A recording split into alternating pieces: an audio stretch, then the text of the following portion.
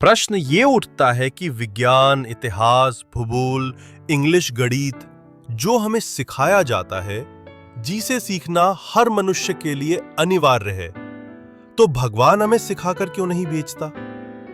School में पढ़ते वक्त मैं हमेशा ये सोचता था कि इन विषयों को सीखना इतना जरूरी है कि इसके बिना जीवन जी नहीं सकते। तो भगवान सिखाकर क्यों नहीं भेजता? स्वाभाविक है कि इस प्रश्न का जवाब किसी के पास ना है और ना ही होगा। इसका जवाब कई वर्षों बाद मेरी आत्मा ने मुझे दिया, क्योंकि मैंने उसे लगातार पूछा था। और इसका जवाब है कि धरती पर रहे हर जीव को जीवन जीने के लिए जो जरूरी है, वो सब भगवान हर एक को सिखा कर भेजता है।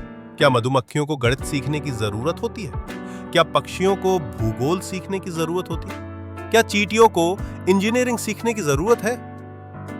ऐसे कई उदाहरण हैं, मगर ये वीडियो अपने विषय से ना भटके, इसलिए ज्यादा उदाहरण ना देते हुए हमें सिर्फ इतना समझना है कि ये लोग संपूर्णता और सिद्धता से अपना जीवन जीते हैं, जिसके अभाव के कारण कई विकृतियों से लिप्त हमारा जीवन और हम शांति की, संपूर्णता की और सिद्धता की तलाश में जीवन भर भटकते रहते हैं।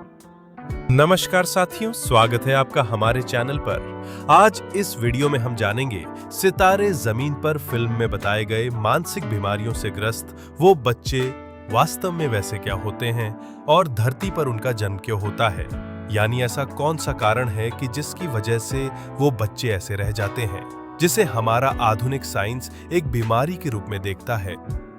वास्तव में वो एक जिद है उन आत्माओं की जिन्हें बिल्कुल नहीं बदलना है। वो जैसी है या जो सिककर आई है, वो वैसे ही रहना चाहती है। यहां पर बात स्कूलों की पढ़ाई तक सीमित नहीं है। अभ्यास की शुरुआत तो बच्चे के जन्म से ही हो जाती है। बच्चा 5 दिन का होता है और उसे गोद में लेकर मंदिर में जाकर माँ बाप उसके दोनों हाथ मूर्ति के सामने जोड़कर जय जय करो कहते हैं। यकीन मानिए, उस बच्चे के लिए वो पल असहनीय होता है। हजारों वर्ष पूर्व जब मनुष्य को सिखाने की शुरुआत हुई थी और जब सिखाने की प्रक्रिया के लिए विभिन्न संस्कृतियां विभिन्न शब्दों को जन्म दे रही थी, उस वक्त वैदिक काल के भारतीय ऋषियों ने सिखाने की प्रक्रिया के लिए एक शब्द का चयन किया। वो शब्द है शिक्षा, क्योंकि वो अच्छे से जानते थे कि कुछ भी सीखना और सजा देना दोनों ही बच्चों के लिए एक सा ही अनुभव है।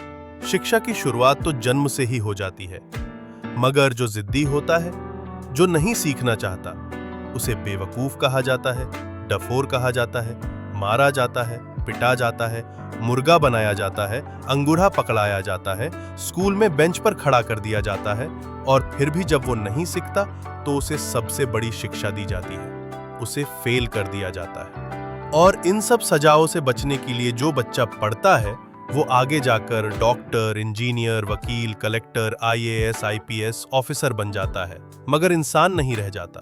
उसके अंदर की संवेदना खत्म हो जाती है।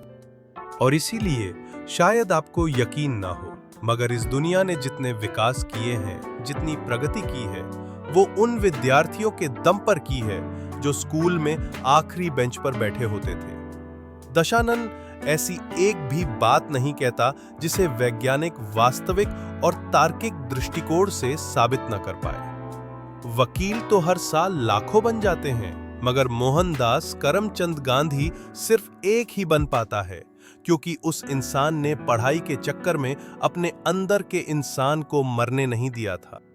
मगर कुछ बच्चे सबसे ज्यादा जिद्दी होते हैं। वो अपनी आत्मा से इस हद तक जुड़े होते हैं कि मनुष्य की बनाई किसी भी चीज को सीखना उन्हें गवारा नहीं होता। यहाँ पर एक बात सोचने लायक है कि हम सारी जिंदगी हमारी आत्मा से जुड़ने के लिए हजारों प्रयास करने के बाद भी बिना जुड़े ही मृत्यु को प्राप्त होते हैं। और ये बच्चे संपूर्णतया अपनी आत्मा से इस कदर जुड़े होते हैं कि उन्हें मनुष्य द्वारा बनी किसी भी चीज में कोई इंटरेस्ट नहीं होता। ना वो जानना चाहते हैं और ना ही सीखना चाहते हैं, क्योंकि उन्हें जो करना है, उनके लिए जो जरूरी है, वो सब उन्हें प्रकृति ने सिखाकर ही भेजा है, मनुष्य के उद्धार के लिए। लेकिन जैसा कि मनुष्य का स्वभाव है और हजारों वर्षों का इतिहास है कि मनुष्य के उद्धार के लिए जो भी इस धरती पर आएगा, वो मनुष्य की ही नफरत और क्रोध का शिकार बनेगा। महात्मा गांधी, ईसा मसीह, भगवान बुद्ध, सुकरात, मोहम्मद पैगंबर जैसे कई लोग जो मनुष्य के उद्धार के लिए जन्मे थे, और वो उन्हीं लोगों की नफरत का शिकार बने जिन लोगों के उद्धार के लिए वो प्रयास कर रहे थे। कई वैज्ञानिक, कई विचारक ऐसी नफरत और हिंसा के शिकार हुए जिनका लिखित इतिहास हमारे पास उपलब्ध नहीं है। हम कभी ये नहीं सोचते कि सारी जिंदगी प्रयास करने के बाद भी हम जो आध्यात्मिक विकास प्राप्त नहीं कर पाए, वो आध्यात्मिक विकास ये बच्चे जन्मजात लेकर पैदा हुए हैं। इस तरह के बच्चे क्यों जन्म लेते हैं? प्रकृति की दृष्टि से इन बच्चों में ऐसी कौन सी कमी होती है कि ये बच्चे ऐसे ही रह जाते हैं, जिसे आज का आधुनिक विज्ञान भी नहीं समझ पाया। इस सत्य को हम समझेंगे इसी कड़ी की अगली वीडियो में।